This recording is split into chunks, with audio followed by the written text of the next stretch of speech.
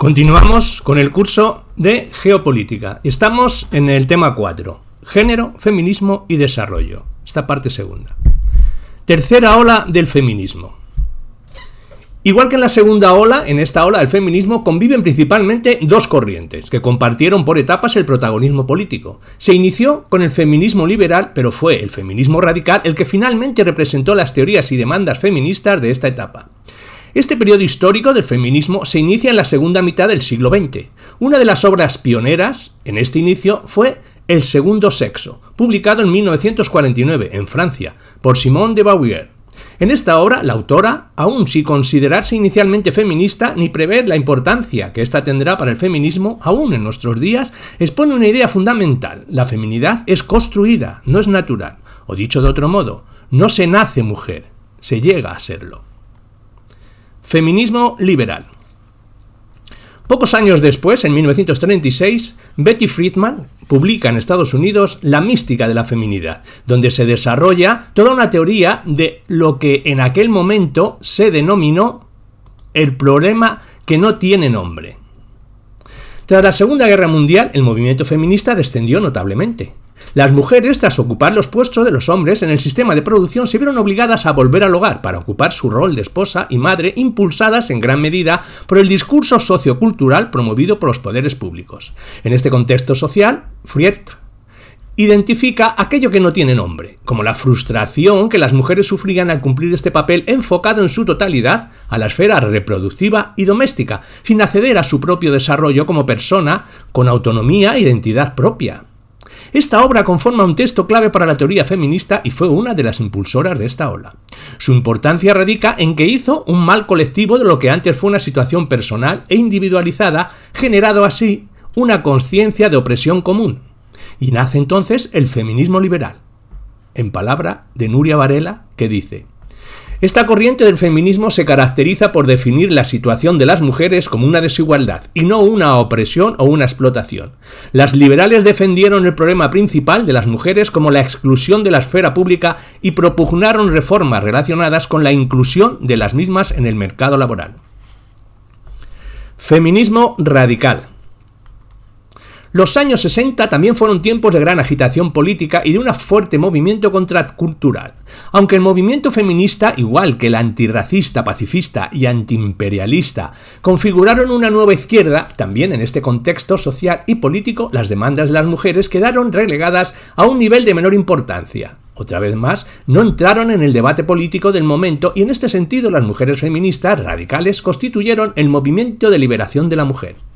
Una de las obras más importantes de esta corriente del feminismo es Política sexual de Kat Miller, publicada en 1970. De esta obra surge la famosa premisa: lo personal es político, aún tan presente en nuestros días. El feminismo radical surge precisamente de la necesidad de atajar la opresión de género desde la raíz, y esta raíz estaba en el ámbito de la sexualidad y la familia. Las grandes demandas de este movimiento feminista fueron, en gran medida, los derechos sexuales y reproductivos. A nivel internacional, este movimiento de feministas radicales puso en marcha numerosas reivindicaciones callejeras cargadas de simbolismo, consiguiendo atraer la atención de los medios.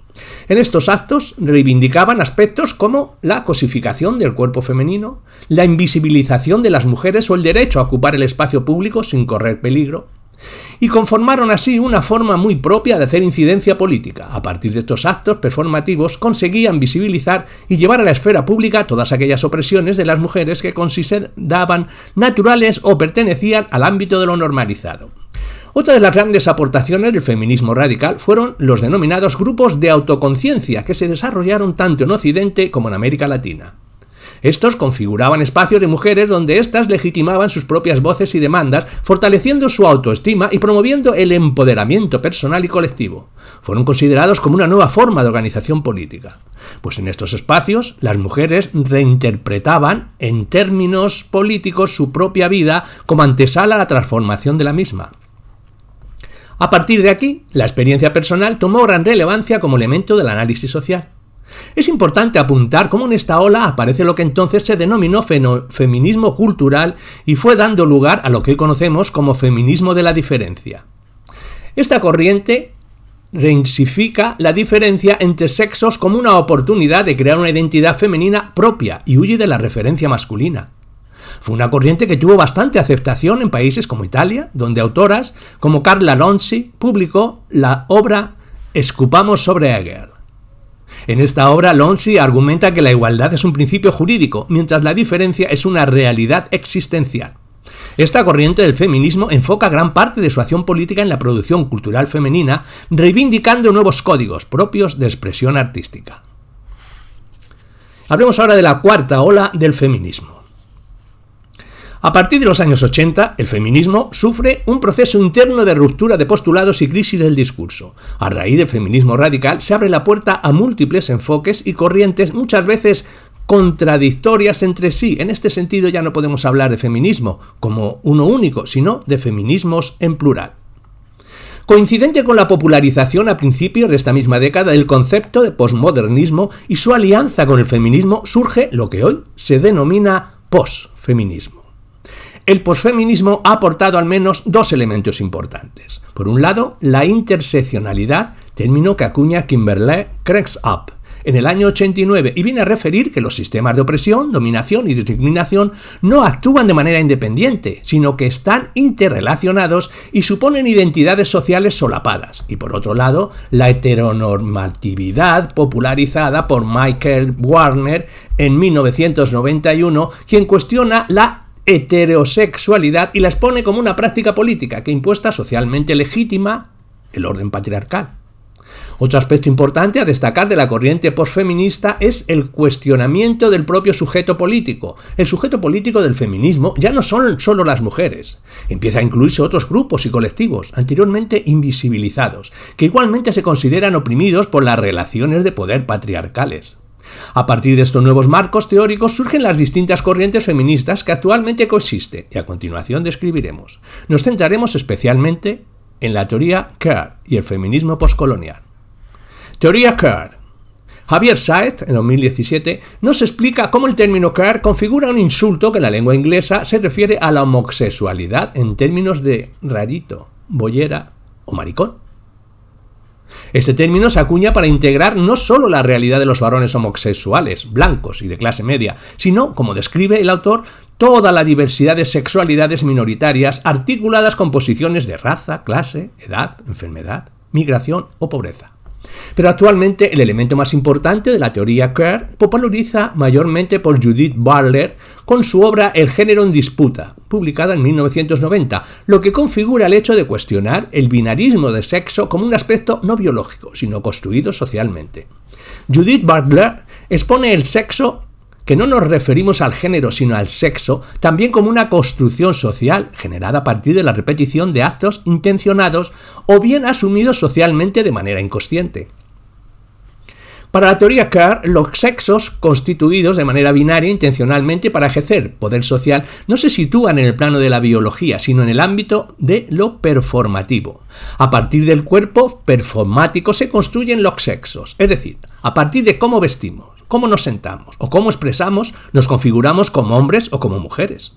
Es justamente este sentido binario de las identidades sexuales lo que legitimita las relaciones de poder y la condena social de quienes no se adaptan a la normatividad impuesta. No obstante, gran parte del pensamiento feminista actual critica esta corriente al considerar, por ejemplo, que la teoría queer es una teoría sobre las identidades sociales que carece del enfoque movilizador y transformador inherente al feminismo. Otro de los aspectos mayormente cuestionado es el referido al sujeto político. La teoría queer no reconoce la existencia del patriarcado, mientras que en la teoría feminista el patriarcado y género están en el centro de las relaciones de poder y opresión. Lo opresivo para la teoría queer es el que el sexo esté concebido como algo binario, macho, hembra, y no que se haya construido una jerarquía sobre esa diferencia. Hablemos del feminismo postcolonial. El feminismo postcolonial critica la supremacía y el paternalismo del feminismo blanco. Lo acusa de partir de un pensamiento neocolonial que visiona a las mujeres del sur global como un sujeto único y singular, negando su diversidad e incluso sus luchas históricas contra las estructuras de dominación. Bell Hooks, en su libro Feminismo para todo el mundo, nos lo explica excepcionalmente de la siguiente forma. Las mujeres blancas, de clase privilegiada, rápidamente se consideran las propietarias del movimiento. De esa forma, lograron posicionar como seguidoras a las mujeres blancas de clase trabajadora, a las mujeres blancas pobres y a todas las mujeres de color. Las parasitarias relaciones de clase eclipsaron las cuestiones de raza en el neocolonialismo contemporáneo, y el feminismo no permaneció ajeno a esta dinámica. Bell, en el 2000, acusa al feminismo de Occidente de seguir la lógica neocolonial hasta el punto de que las mujeres blancas de clase media sientan el poder de marcar las agendas de las mujeres del tercer mundo. Para romper esta lógica, la autora apunta a la necesidad de investigar la relación entre las prácticas sexistas y el cuerpo de las mujeres a nivel global. Esto significa, por ejemplo, comparar desde la misma óptica de opresión la ablación y la cirugía estética, o los velos de Oriente con los trastornos de alimentación en Occidente. Otra de las obras más importantes que impulsa el feminismo poscolonial es el ensayo Bajo los ojos de Occidente, de Chandra Talpat, donde critica al feminismo blanco y eurocentrado como un movimiento cargado de exclusión, que desde un discurso de falsa neutralidad invisibiliza las realidades del resto de mujeres. La autora reivindica la necesidad de un movimiento feminista, global, basado en dos estrategias. Por una parte, la deconstrucción del feminismo blanco hegemónico y por otra, la construcción de estrategias autónomas y localizadas desde la diversidad de geografías, culturas e historias. Llegados a esta parte, es importante destacar la existencia de otra corriente del feminismo, el feminismo negro. Aunque el feminismo negro parte de elementos muy parecidos al feminismo poscolonial, no es exactamente lo mismo. Para empezar, el feminismo negro tiene su propia historia. Como hemos visto anteriormente en este capítulo, el feminismo negro se remonta al siglo XVIII, cuando Sojourner Truth expone y reivindica en la primera Convención de Derechos de la Mujer la doble discriminación por raza y por género que sufren las mujeres negras. No obstante, y como señala Mercedes Jabardo, el feminismo negro, que nació en el contexto de las luchas abolicionistas y sufragistas de Estados Unidos, quedó en tierra de nadie, justamente por la doble exclusión de sexismo y racismo. Y no es hasta los años 80 cuando finalmente Bell Hooks consigue introducir la discriminación de raza en el debate político del feminismo a partir de su obra Teoría feminista, de margen a centro. Aunque también es esta etapa, y como la propia autora argumenta, una parte del movimiento feminista que se opuso a ello considerando que la raza desviaba la atención al género y por tanto causaba un prejuicio en la lucha de las mujeres. A continuación hablamos del feminismo interseccional. En estrecha relación con estos enfoques se ubica el concepto de interseccionalidad, que apuntábamos al principio. El término lo acuña Kimberly Williams en 1995 y se refiere, como hemos visto, a las múltiples y simultáneas estructuras de opresión que sufren las mujeres. Cuestiona la falta de análisis de raza y clase en el discurso feminista. El concepto de interseccionalidad incorpora al menos tres importantes visiones a la teoría feminista. Una, que vuelva a cuestionar el sujeto político, pues incluye a toda la diversidad de voces y mujeres del denominado sur global. Dos, que reivindica el análisis de la cultura desde las relaciones de poder. Y tres, que exige contraposición o crítica profunda al sistema capitalista y neoliberal como principal estructura de opresión. Derechos humanos y mujeres, escenario jurídico y principales declaraciones internacionales. Hagamos una breve aproximación al escenario jurídico internacional. Carmen Miguel Juan, en el 2018, determina dos niveles teóricos que regulan los mecanismos jurídicos para proteger los derechos de las mujeres. Los derechos humanos, que se extienden tanto a hombres como a mujeres, y los derechos de las mujeres, estos últimos hacen referencia específica a aquellas violaciones de derechos humanos de las mujeres donde el sexo configura el determinante principal. Este doble escenario jurídico no siempre suma en la necesidad de interpretar los derechos de las mujeres desde la obligada perspectiva de género. De hecho, puede llegar a eximir a los organismos generales del DLHH a ocuparse de las formas concretas de violación de derechos femeninos que, aunque extrapolables a la población masculina, rinden en tomar formas diferenciadas, delegándose a los organismos de protección específico de mujeres, los que por otra parte, y dada esta división jurídica, suelen ocupar un nivel secundario en la regulación legislativa. En palabras de Carmen de Miguel Juan, 2018, dice: en el mejor de los casos se ha prestado atención a la posición de las mujeres en casos concretos, a estadísticas desagregadas por sexo, al lenguaje inclusivo.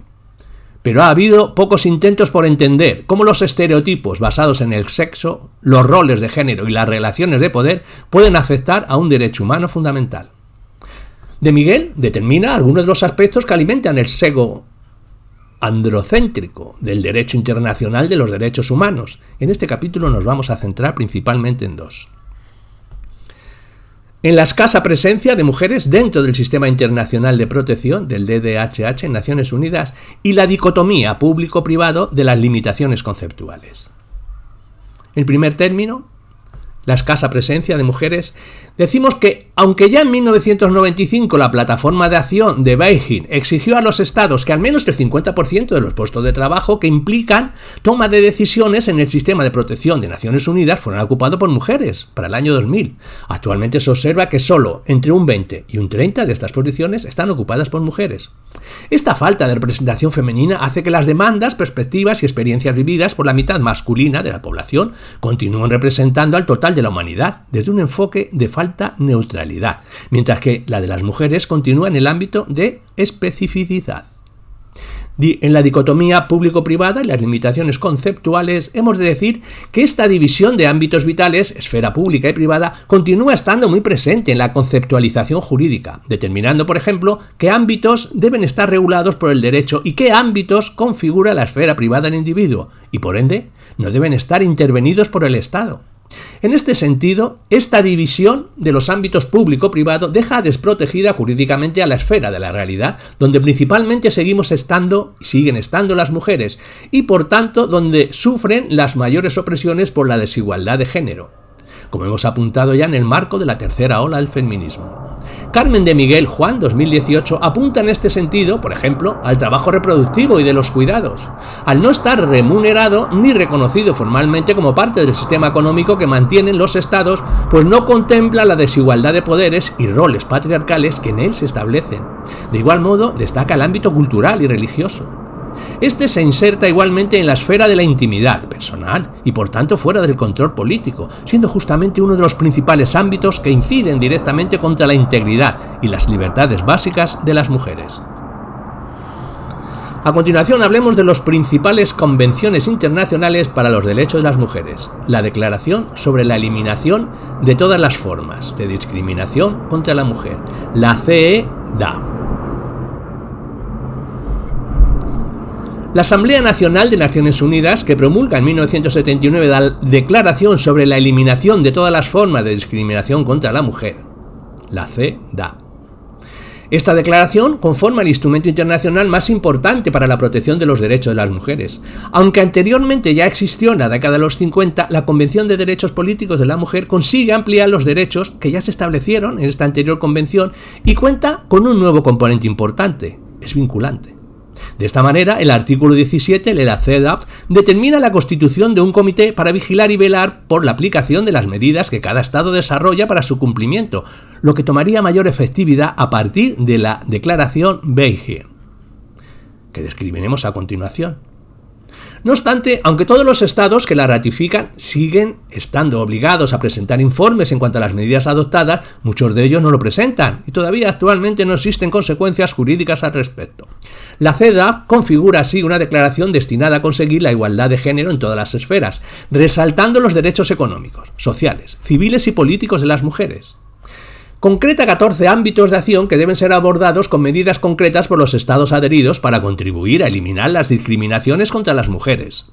Desde su artículo 2 al 14, la CEDAW prioriza las siguientes esferas: políticas y medidas legales, igualdad entre hombres y mujeres, modificación de los patrones socioculturales de conducta de hombres y mujeres, la trata y prostitución de mujeres, el acceso y la participación de las mujeres a la vida pública y política, la participación de las mujeres en los gobiernos y organizaciones no gubernamentales, la nacionalidad, la igualdad en el acceso a la educación en todas sus etapas, la igualdad en el acceso a la esfera del empleo, la no discriminación contra la mujer en la esfera de la atención médica, la igualdad de beneficios económicos y sociales entre hombres y mujeres, problemas específicos de las mujeres rurales, la igualdad de derecho entre hombres y mujeres ante la ley y, por último, los derechos de las mujeres en el ámbito familiar, el matrimonio y la maternidad.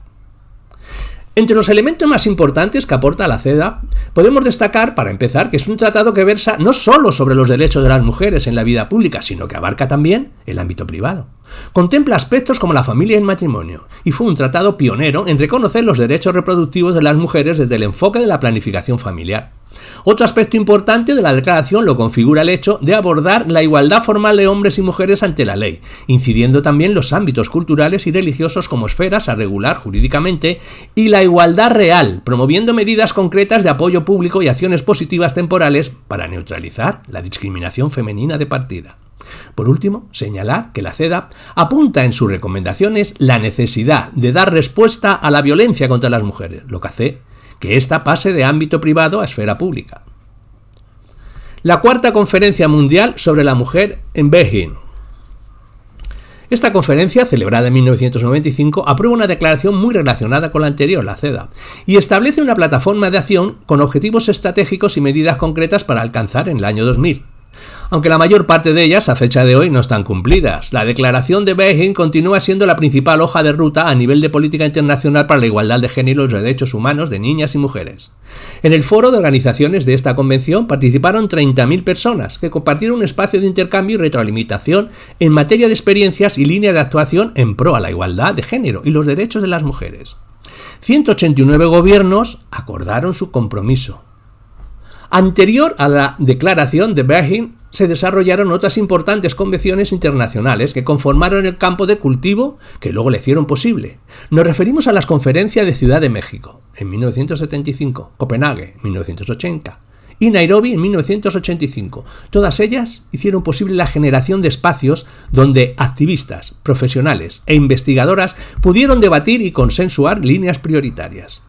Finalmente, la estrategia de acción acordada en Beijing se basó en dos enfoques principales: el empoderamiento de las mujeres y la transversalización de la perspectiva de género en todas las políticas internacionales. Beijing recoge los contenidos de la CEDAW y hace posible el proceso de vigilancia de esta y se apoya en las estrategias adoptadas en la anterior Convención sobre la Mujer de Nairobi, 1985, y reconoce la igualdad de género como una cuestión clave para la consecución de los derechos humanos y el desarrollo y la paz. Las medidas establecidas se enmarcan en 12 ámbitos de actuación considerados prioritarios.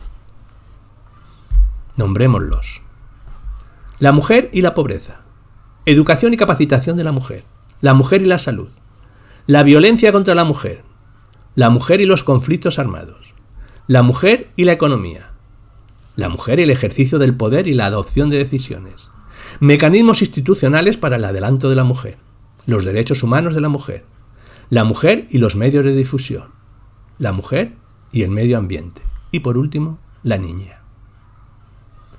La Agenda 2030 y los Objetivos de Desarrollo Sostenibles, la ODS.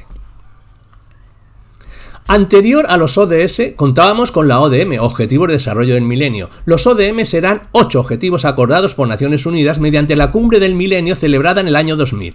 De estos 8 objetivos a cumplir en 2015, solo el objetivo 3 estaba destinado a la igualdad de género y los derechos de las mujeres. La ODM 3 indica promover la igualdad entre el género y la autonomía de la mujer. Este objetivo constaba de una sola meta: eliminar las desigualdades entre los géneros en la enseñanza primaria y secundaria, preferiblemente para el año 2005 y en todos los niveles de la enseñanza antes de año de 2015. El resto de objetivos no conllevaron indicadores capaces de medir la equidad entre hombres y mujeres en los avances de los mismos, ni indicadores desagregados por sexo, y ni mucho menos indicadores que abarcaran la especificidad de situaciones y roles de las mujeres en las distintas problemáticas que pretendían abarcar. Tampoco abordaron las causas estructurales que inciden en la opresión de género y, tal como apunta Ido Izabala y María José Martínez en el 2018, no incluyeron temas como la violencia contra las mujeres, el trabajo no remunerado, la participación en la toma de decisiones públicas o privadas o la falta de control de los recursos por las mujeres. El 25 de septiembre del 2015, la Asamblea General de Naciones Unidas aprueba la Resolución 70/1. Transformar nuestro mundo, la Agenda 2030 para el Desarrollo Sostenible. La declaración recoge 17 objetivos para el desarrollo sostenible englobado en 3 esferas principales: economía, social y ambiental. Y se establece así la nueva Agenda 2030 y los Objetivos de Desarrollo Sostenible, la ODS. La ONU Mujeres juega un importante papel y además se puso en marcha un proceso de consultas internacionales para recoger las prioridades de las mujeres en la elaboración de los 17 objetivos, acorde a la estrategia dual que ya se estableció en Beijing. Los ODS promueven dos elementos estratégicos: determinar un objetivo específico para la igualdad de género, los derechos y empoderamiento de las mujeres, y dos, transversalizar la perspectiva de género en el resto de objetivos que conforman el documento. El objetivo específico es el ODS 5, que cuenta con 9 metas y 14 indicadores. Y la ODS 5, en la que indica lograr la igualdad entre los géneros y empoderar a todas las mujeres y las niñas. Del total de indicadores de todos los ODS, 110 son desagregados por sexo, siendo este un factor esencial para hacer el seguimiento de la participación de mujeres en las políticas de desarrollo.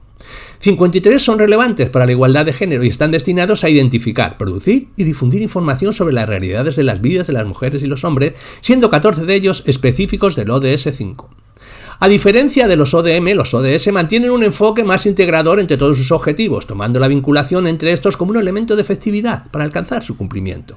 De esta manera, 12 de los 17 objetivos conllevan indicadores concretos de género, pues el documento establece la igualdad de género y el empoderamiento de mujeres y niñas como una contribución fundamental para el progreso y el cumplimiento de todos los objetivos englobados en la Agenda 2030. Idoia Ratti y María José Martínez, en 2018, argumentan que los derechos de las mujeres en los ODS están explícitamente enfocados a la esfera económica, derecho a la propiedad, la tierra y la herencia. Para estas autoras, los ODS inciden principalmente en el acceso de la mujer al mercado, lo que refuerza el importante papel que esta declaración vuelve a otorgarle al sector de la economía privada. Pues al igual que sus antecesores, los ODM, los Objetivos de Desarrollo Sostenible, sufren fuertes críticas de una parte del mundo de las organizaciones sociales que creen que estos se han formulado sin un diagnóstico que permita incidir directamente en las causas que explican las situaciones de pobreza que se pretende abordar con ellos. Una de las críticas más acuciantes es la de los ODS que continúan insertos en una lógica de mercado global, que no pretende transformar el sistema socioeconómico en su origen. Es un sistema basado en el crecimiento ilimitado, contrario a toda lógica de sostenibilidad social. Género, desarrollo y cooperación internacional. Evolución teórico-práctica del enfoque de la invisibilidad al enfoque GED. Ambos conceptos, género y desarrollo, son de especial relevancia en la teoría y la práctica de la cooperación internacional. Para empezar, tendríamos que abordar las implicaciones sujetas al concepto de desarrollo. Podemos tener claro que atiende a una categoría de futuro, un estado esperado que pretende dar respuesta a las expectativas, significados, subjetividades y valores dominantes de un contexto social e histórico concreto. No responde, por tanto, a una definición única ni absoluta, pues desde su nacimiento, a mediados del siglo pasado, ha estado continuamente sujeto a debates y percepciones que han implicado cuestiones relativas a cómo lo concebimos, de dónde partimos, qué prioridades sustenta, qué situaciones pretendemos alcanzar y con qué posibilidades contamos y, en definitiva, qué realidad social queremos construir. Dependiendo de ello, ha ido evolucionando las teorías sobre desarrollo y, por ende, definiendo la práctica y enfoques de la cooperación internacional. A continuación presentamos una sistematización de cómo se ha ido integrando el enfoque de género en la teoría del desarrollo a lo largo del tiempo. Como veremos, estas no son posiciones estancos, pues van superponiéndose e incluso confluyendo en un mismo periodo temporal, existiendo así algunas variaciones en este sentido según las diferentes autorías. Es importante señalar la importancia que tuvo en este aspecto la obra de Esther Boserup, que escribió en 1970 La mujer y el desarrollo económico. La autora plantea por primera vez los prejuicios que las políticas de desarrollo causaban a las mujeres, la invisibilidad y excluir sistemáticamente las posiciones, roles y problemáticas específicas de estas en el sistema social. Esta obra las presenta por primera vez como agentes activos del desarrollo y no meras benefactoras de las ayudas. También, en 26 de octubre de 1970, la Estrategia Internacional de Desarrollo para el segundo decenio de las Naciones Unidas para el Desarrollo menciona expresamente a las mujeres y establece la necesidad de promover la integración plena de estas en el esfuerzo a favor del desarrollo. Por lo tanto, no fue hasta la mitad de los años 70 cuando Naciones Unidas comenzó a promover el enfoque de género, proclamando el año 1975 como Año Internacional de la Mujer y el periodo de 1976 a 1985 como Década de Naciones Unidas para la Mujer. A modo general, vamos a describir la evolución teórica del enfoque de género en el desarrollo a partir de la siguiente sistematización. La población se concibe masculinizada desde la falsa neutralidad. Y B. Primera etapa del enfoque MED, mujeres en el desarrollo. C. Segunda etapa del enfoque MED, mujeres en el desarrollo. Tercera etapa del enfoque MED, mujeres en el desarrollo. Y enfoque de mujeres y desarrollo, el MID, la transición del enfoque MED al enfoque GED. El enfoque GED, el género en el desarrollo. La población se concibe masculinizada desde la falsa neutralidad. El modelo de desarrollo destinado a los países del sur en la década entre los años 50 y 60 considera que la pobreza es un problema de atraso socioeconómico y, por tanto, si las medidas de crecimiento económico de Occidente se trasladan al sur, toda la población será beneficiaria de una mejora social. No se cuestiona la utilidad de un modelo de crecimiento hegemónico, el de Occidente, y se visiona al total de la población mundial desde una perspectiva totalmente masculina de falsa neutralidad. Tampoco se tienen en cuenta las interrelaciones de poder y posicionamiento de otros grupos sociales que están oprimidos. En este sentido, la mujer no se incorpora específicamente en las políticas de desarrollo. Hablamos del enfoque de la invisibilidad. Primera etapa del enfoque MD, mujeres en el desarrollo. A partir de la década de los 70 ya se empieza a considerar que las políticas de desarrollo no inciden en toda la población por igual, pues aunque el PIB era mayor, las bolsas de pobreza y por tanto las desigualdades también. Por ello se considera la necesidad de que desde las instituciones públicas exista una mayor distribución de los recursos dirigidos a los colectivos más desfavorecidos. Entre estos están las mujeres, consideradas como receptoras de recursos y servicios asistenciales. En este modelo se inserta el enfoque del bienestar, donde las mujeres tienen un papel pasivo en los programas de desarrollo y no se promueve un papel participativo y de incidencia en el ámbito público, siendo meras receptoras. Su papel queda igualmente dentro del ámbito reproductor y familiar, reproduciendo roles tradicionales y reforzando su papel en el ámbito de lo privado, como responsables del control de la natalidad y criadoras de hijos e hijas. Se generan así actuaciones destinadas a cubrir las necesidades prácticas de las mujeres sin atender a sus necesidades estratégicas para transformar las situaciones de opresión social basadas en el género. Segunda etapa del enfoque MED, mujeres en el desarrollo. Con la aparición de movimientos feministas y de mujeres en los últimos años de los 70 y principios de los 80, estas empiezan a incidir en la idea de que las políticas de desarrollo se destinen también a solventar las desigualdades de género. Surgen movilizaciones y movimientos de incidencia social que ponen sobre la mesa cuestiones básicas relativas a derechos civiles para las mujeres y reivindican las entradas de estas en el ámbito público, el desarrollo de sus capacidades y la participación social. Este contexto da lugar al enfoque de la equidad.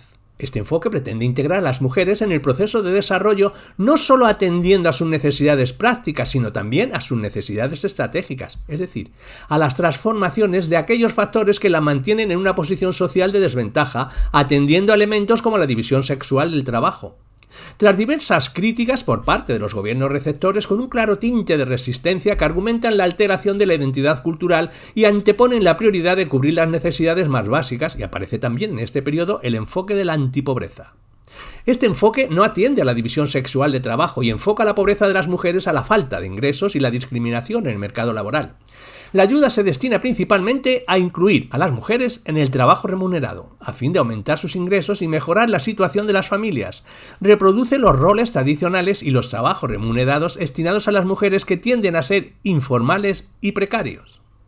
Tercera etapa del enfoque MED, mujeres en el desarrollo.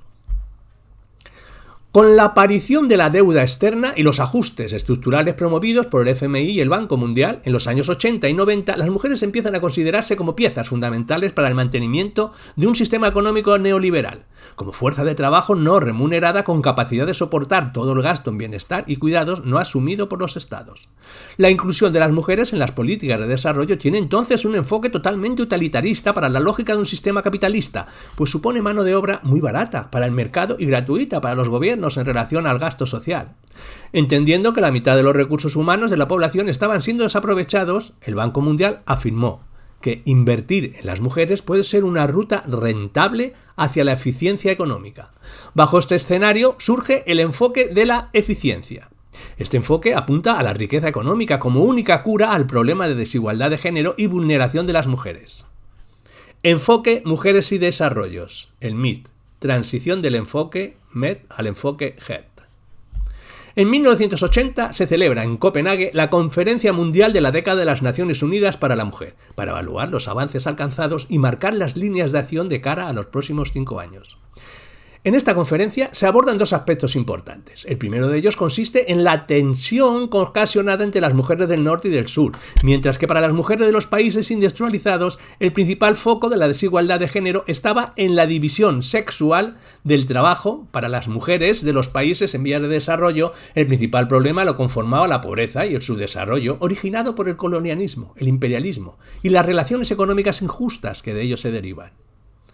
Y se exponen fuertes críticas al enfoque centradas en 2 aspectos fundamentales. La limitación de este a las cuestiones económicas, dejando atrás la necesaria intervención en las esferas políticas, sociales y culturales, y por otro lado, la invisibilización de las interseccionalidades de género. Bajo estas premisas, la Red Internacional de Developed Alternatives for Women in New Earth, el DAP, acuña el enfoque del empoderamiento como modelo alternativo al desarrollo clásico. Este enfoque, promovido a partir de la década de los 90, pretende que la mujer deja de ser objeto de la historia y la política y la cultura para ser sujeta de su vida.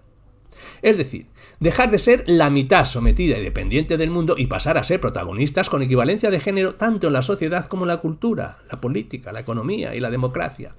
Para ello se empieza reconociendo la enorme importancia que tienen las relaciones de poder en el interior de las familias, las comunidades, los mercados y el Estado, y en consecuencia sostiene que dicha subordinación varía de acuerdo con la raza, la clase, la historia colonial y la posición del Estado en la economía mundial. Rodríguez, 2018. El empoderamiento tiene su significado completo solo si es aplicado por la transformación social. Se asienta en 3 variables. Primera, facultarse a través del conocimiento que nos llevará a una crisis de coincidencia al ser conscientes de la opresión para posteriormente concluir en disidencia y oposición. Segunda, habilitarse a través de herramientas que nos capaciten y nos hagan sentir la necesidad del cambio y del autoafirmativo. Y autorizarse, es decir, reconocerlas y valorarlas como agentes de cambio con capacidad de crear alternativas vitales. En definitiva, el enfoque del empoderamiento reside en la capacidad de autoconfianza de las mujeres para tomar el poder en sus propias vidas desde un plano tanto individual como colectivo y así dar respuesta a sus propias necesidades y objetivos estratégicos. Enfoque GED, el género en el desarrollo. Este surge más que nunca del movimiento feminista y su teoría, gracias en gran medida a la creciente presencia de organizaciones de mujeres a nivel global en los debates internacionales sobre el desarrollo. Integra el anterior enfoque de empoderamiento como propio y aporta un nuevo elemento, el análisis del género como herramienta de transformación social. Desde este enfoque, el género configura un concepto relacionado que interacciona y permite en todas las dinámicas sociales, culturales, económicas y políticas que conforman la realidad subordinada de las mujeres desde un enfoque de interseccionalidad, incluyendo, por tanto, aquellos grupos sociales que, aun no siendo mujeres, aunque reconociendo a estas como las principales oprimidas por las desigualdades de género, sufren las opresiones derivadas de un sistema global basado en el capitalismo y el patriarcado como parte inherente del mismo. El enfoque GED se caracteriza por perseguir la ruptura del modelo de desarrollo tradicional basado en el crecimiento económico y apuesta por un nuevo modelo que sitúe en el centro a las personas, sus necesidades, capacidades y derechos desde una mirada diversa e integradora, y promueve políticas de desarrollo capaces de cambiar las estructuras que inciden en la discriminación de género, que van desde la esfera más privada de las relaciones personales y la deconstrucción de los roles e identidades patriarcales hasta la esfera más macro de acceso a los recursos y la toma de decisiones políticas.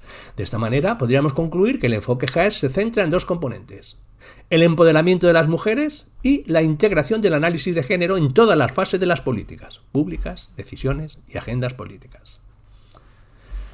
Conclusiones finales. El actual sistema capitalista, basado en un desarrollo social que atiende principalmente a la lógica del mercado y por tanto a la generación de riqueza económica mayormente dirigida a una minoría social, es inherente a un orden patriarcal, reproducido y mantenido mediante todo un entramado de símbolos y significados culturales basados en ese razonamiento hegemónico. Es decir, pretende sostener intencionadamente la creación de identidades individuales patriarcales, basadas en modelos de masculinidad y feminidad que inciden directamente en relaciones entre los géneros fundamentados en dinámicas de dominación, subordinación y a partir de aquí en el desigual acceso a los recursos, el reconocimiento social y la toma de decisiones. El desarrollo justo y equitativo debe pasar por el buen desarrollo individual de cada uno de nosotros y nosotras, para a partir de aquí trascender al plano comunitario, social y global. La transformación de las estructuras y normatividades que legitiman las desigualdades sociales no es posible si no existe antes el cambio de las relaciones personales en clave de equidad. La desigualdad de género en nuestro sistema patriarcal, conforme al eje que transversaliza el grado de discriminación o poder de los distintos colectivos sociales.